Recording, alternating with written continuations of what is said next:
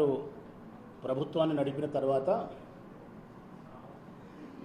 ఈ ప్రభుత్వ వైఫల్యాలను ఎండగడుతూ వైఎస్ఆర్ కాంగ్రెస్ పార్టీ తీసుకున్నటువంటి కార్యక్రమాలను సందర్భంగా మాట్లాడుతూ ఉన్నాం.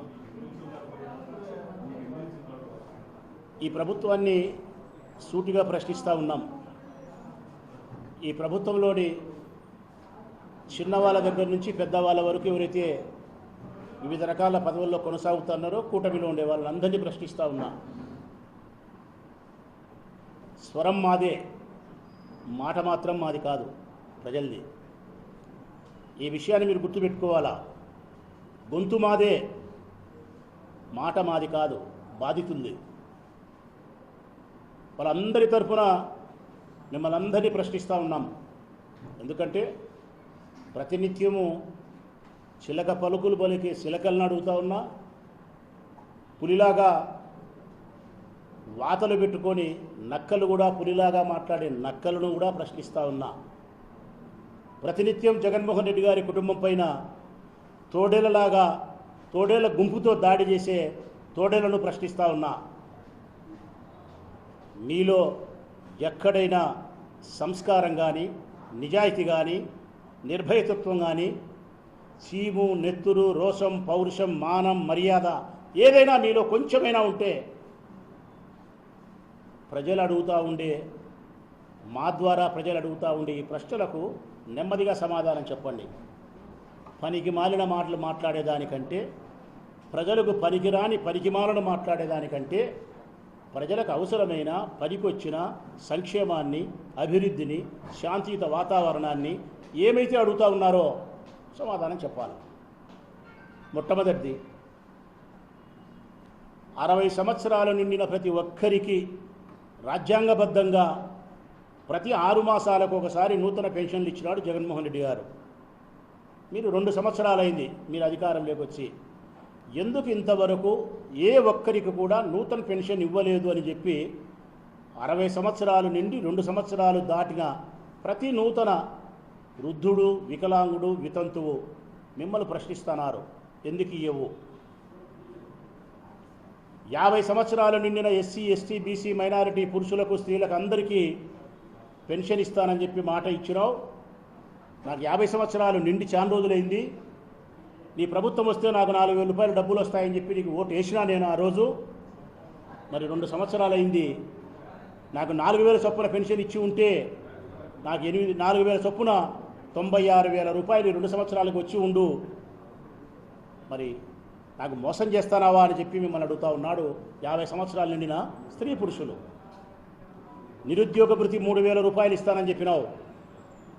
20 లక్షల ఉద్యోగాలు ఇస్తానని చెప్పినావు. 20 లక్షల మందికి ఉద్యోగాలు ఇచ్చేంత వరకు ప్రతి నెల 3,000 రూపాయలు నిరుద్యోగ భృతి ఇస్తానని చెప్పినావు. ఆ నిరుద్యోగులైన యువతీ యువకులు మిమ్మల్ని ప్రశ్నిస్తూ ఉన్నారు. మా ద్వారా మాకు ఉద్యోగం ఇవ్వకపోతివి, నిరుద్యోగ భృతి ఇవ్వకపోతివి, మమ్మల్ని గాలి కొదిలేసినావు. మా ఓట్లను ఉపయోగించుకొని గద్దెనెక్కి నీ కుమారుడికి మాత్రం మంత్రి పదవిని ఇచ్చినావు. రేపో మాపో ముఖ్యమంత్రి పదవిని ఇవ్వబోతా ఉన్నావు. కానీ నీలాంటి కుమారుల్లాగే యువకులమైన మాకు మాత్రం ఉద్యోగం లేదు, భృతి లేదు, నట్టి నడేట్లు మమ్మల్ని ముంచేసినావని చెప్పి నిరుద్యోగులైన యువతీ యువకులు అడుగుతూ ఉన్నారు. మా ద్వారా రైతులు ప్రశ్నిస్తూ ఉన్నారు. ప్రతి సంవత్సరం 26,000 రూపాయలు ఇస్తానని చెప్పినావు పంట పెట్టుకునేదానికి. కేంద్ర ప్రభుత్వం ఇచ్చే డబ్బులతో 6,000తో కేంద్ర ప్రభుత్వం 6,000 ఇచ్చింది. నీవు 20,000 రూపాయలు ఇవ్వాలా. 2 సంవత్సరాలలో 1 సంవత్సరం పూర్తిగా ఎగరగొట్టినావు. మరొక సంవత్సరం 14,000 ఇచ్చి 6,000 ఇప్పటికీ బాకీ పెట్టినావు. అంటే ఈ 2 సంవత్సరాలలో నాకు మీరు ఎగరగొట్టే డబ్బు ఎంత అని రైతు ఒకసారి అడిగితే 26,000 రూపాయలు ఎగరగొట్టినావు. ఒక్కొక్క రైతుకు 26,000 రూపాయలు ఎగరగొట్టినావు. రైతులు ప్రశ్నిస్తూ ఉన్నారు. ఈ దేశానికి రైతే వెన్నెముకంటావు. రైతులు గొప్పవాళ్ళని ప్రశంసిస్తారు. మరి ఎన్నికలప్పుడు వాగ్దానం చేసి మా ఓటు ద్వారా అధికారంలోకి వచ్చి గద్దెనెక్కిన నీవు మా నోట్లో మట్టి కొడతావా? మట్టి పిసుక్కొని ఇంత అన్నం పెట్టే మాకే ఇంత అన్యాయం చేస్తావా అని చెప్పి రైతులందరూ కలిసి మా ద్వారా నిన్ను ప్రశ్నిస్తూ ఉన్నారు. ఇవి కాకుండా ఉద్యోగస్తులందరూ అడుగుతూ ఉన్నారు నిన్ను. మా గొంతును వారి మాటగా చేసుకొని ఎన్నికల కంటే ముందు ఎన్నో హామీలు ఇచ్చినారు. ఉద్యోగస్తులకు వారికి ఉండబడిన 30,000 కోట్ల బకాయిలు చెల్లిస్తామన్నారు, వాళ్ళకు ఉండబడిన డిఏలు చెల్లిస్తామని చెప్పినారు, వాళ్ళకు ఉండబడిన 10 యాప్లు తొలగిస్తామని చెప్పినారు. ఇన్ని చెప్పి ఏ ఒక్క హామీ ఉద్యోగస్తులకు నెరవేర్చలేదు కాబట్టే మేము ధర్నాలు చేస్తున్నాము. ఈరోజు మేము ప్రశ్నిస్తూ ఉన్నాం, ఈ వైఎస్ఆర్ కాంగ్రెస్ పార్టీ వైపు నుంచి అని చెప్పి మిమ్మల్ని ప్రశ్నిస్తూ ఉన్నారు. దీపం అని చెప్పినారు, సంవత్సరానికి 3 సిలిండర్లు ఇస్తామని చెప్పినారు. 2 సంవత్సరాలు గడిచింది, 6 సిలిండర్లు ఇవ్వాలా, మీరు 6 సిలిండర్లు ఇవ్వలేదు. ఏ గ్రామంలోకైనా పోదాం, ఏ పంచాయతీలోకైనా పోదాం, ఏ మున్సిపల్ వార్డులోకైనా పోదాం, నీ ఇష్టం వచ్చిన చోట ఒక వీధిలో రచ్చబండ మీటింగ్ పెట్టి 100 మంది మహిళలను పిలిచి 2 సంవత్సరాలకు 6 సిలిండర్లు మీకు వచ్చినాయా రాలేదని అడిగితే 100 మందిలో 50 మంది చేతులు ఎత్తితే కూడా నేను రాజకీయ సన్యాసం స్వీకరిస్తా.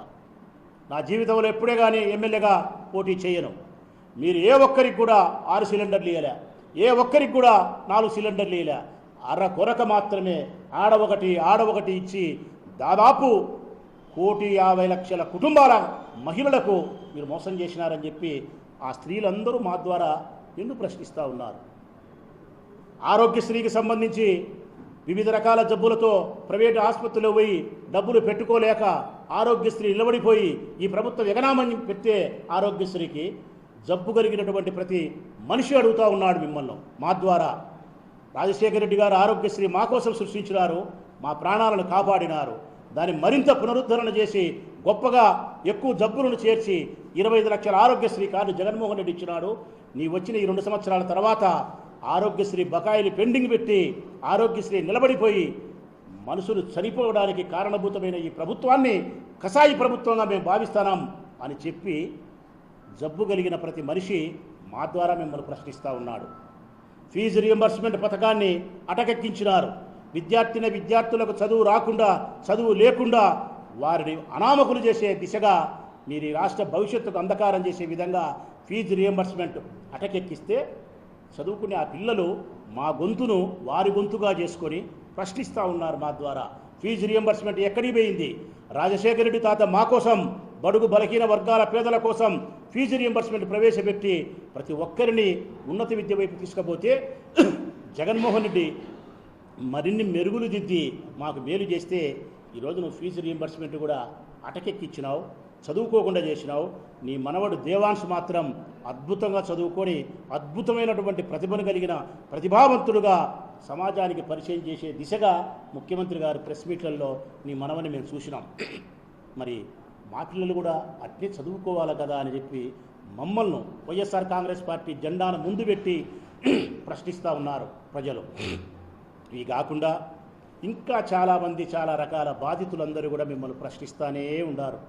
ఇంకొకటి కూడా చెప్పాల్సి వస్తే ఆర్టీసీ బస్సు 6 రకాల సర్వీసులు ఇచ్చి 60 రకాల సర్వీసులను ఎగరగొట్టి ఈ పొద్దు ఎలక్ట్రికల్ అనే బస్సుల పేరుతో అవి కూడా లేకుండా అన్యాయం చేసే పరిస్థితికి మీరు పోతారని చెప్పి బస్సులో ప్రయాణం చేసే వాళ్ళు అడుగుతూ ఉన్నారు. అన్నిటికంటే ప్రధానమైంది, మీరు ఏ హామీ అయితే ఇచ్చే ఎలక్షన్స్లో మీరు గెలవడానికి కారణభూతమైందో ఆ కారణం, ఆ సంక్షేమాన్ని మహిళలందరూ ప్రశ్నిస్తున్నారు. మా గొంతును వారి గొంతుగా చేసుకొని 18 సంవత్సరాలు నిండి 60 సంవత్సరాల వరకు కలిగిన ప్రతి ఒక్కరికి ఎంతమంది ఉంటే అందరికీ 1,500 రూపాయలు నేరుగా మీ అకౌంట్కి వేస్తానని చెప్పి మాకు వాగ్దానం చేసినావు. నా ఇంట్లో 3 ఆడపిల్లలు ఉన్నారు, నా ఇంట్లో 4 ఆడపిల్లలు ఉన్నారు, నా ఇంట్లో 2 ఆడపిల్లలు ఉన్నారు. మాకు రావాల్సిన డబ్బు ఏమైంది? ఇంతటి దగా చేస్తావా? ఆడవారిని నమ్మించి నట్టెట్లో ముంచుతావా? ఆడవారిని మోసం చేసి ఆడవారి ఉసురు తగులుకున్న ఏ మనిషి భూమి మీద బ్రతికి బట్టగట్టిన దాఖలాలు లేవు.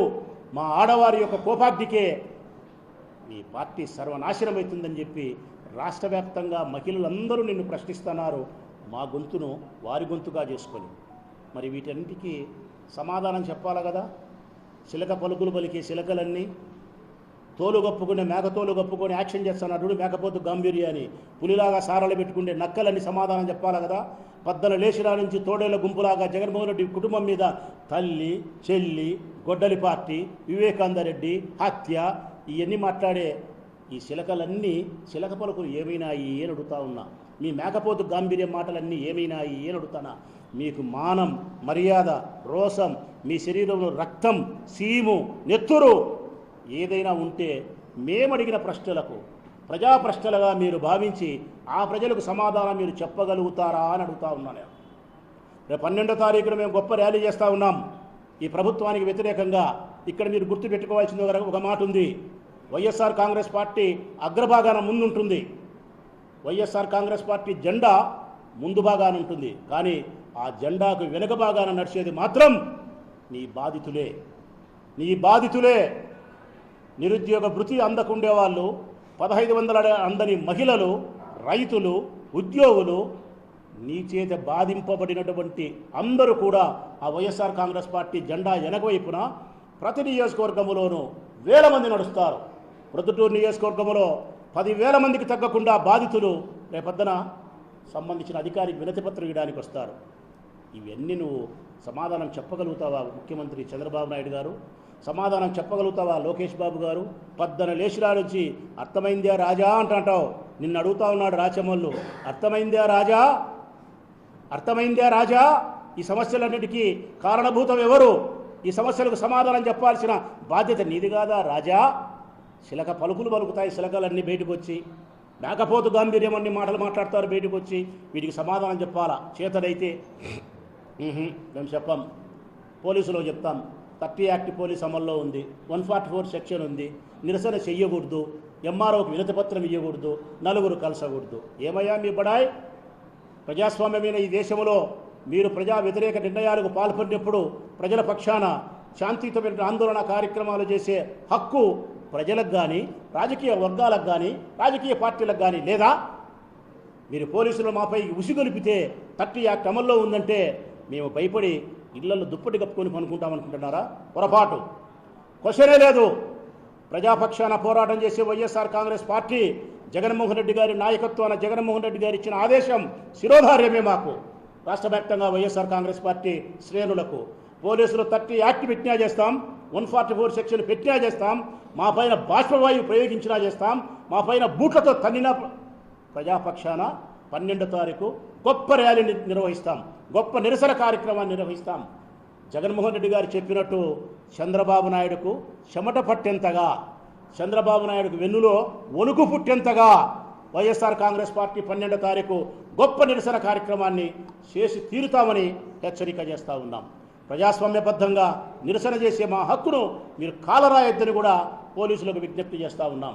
మరొకసారి చంద్రబాబు నాయుడు దగ్గర మొదలుకుంటే ఈ ఊరు వరకు ఉండే తెలుగుదేశం పార్టీ, కడప జిల్లా వరకు ఉండే తెలుగుదేశం పార్టీ ప్రతి ఎమ్మెల్యేని అడుగుతా ఉన్నా నేను. ప్రజాపక్షాన మేము అడిగిన ఈ ప్రశ్నలకు సమాధానం చెప్పగలుగుతారా ఓ ఎమ్మెల్యేలారా, ఓ మంత్రులారా?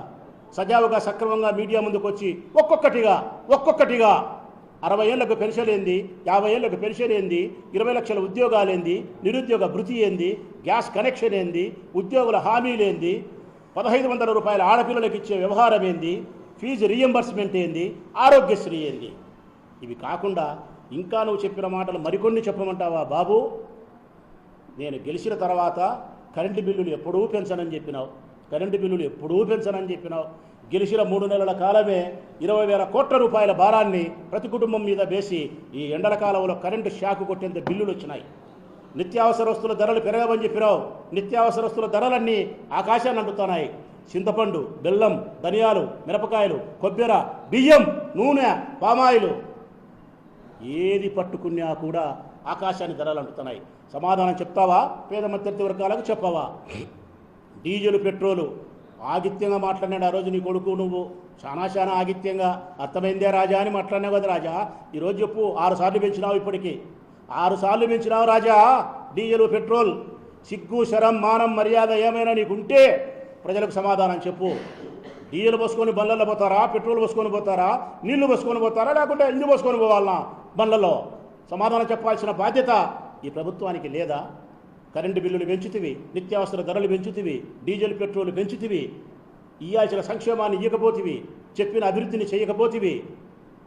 ఇవన్నీ కాదని మేము ప్రశ్నిస్తే మా మీద కేసులు, పోలీసులు మా మీద ఉసిగొల్పే కార్యక్రమాలు చేస్తున్నావు.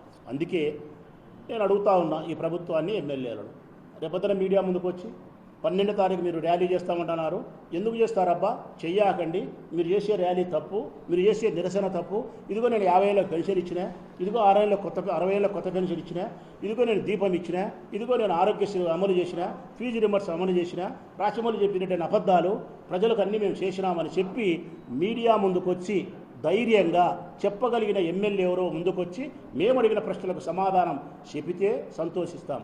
చెప్పకపోతే మీది మేకపోతు గాంభీర్యమే, మీది శిలక పలుకులు మాట్లాడే శిలకలే, మీరు పులి వాతలు పెట్టుకొని చారలు పెట్టుకునే నక్కలే, తోడేళ్ల గుంపై జగన్మోహన్ రెడ్డి మీద విరుచుకుపడే దద్దమ్మలను మిమ్మల్ని భావించాల్సిందే తప్ప మరొకటి కాదు. మేమైతే మాత్రం ప్రజాక్షేత్రంలో ప్రజల పక్షాన వైఎస్ఆర్ కాంగ్రెస్ పార్టీ గట్టిగా పోరాటం చేస్తుంది.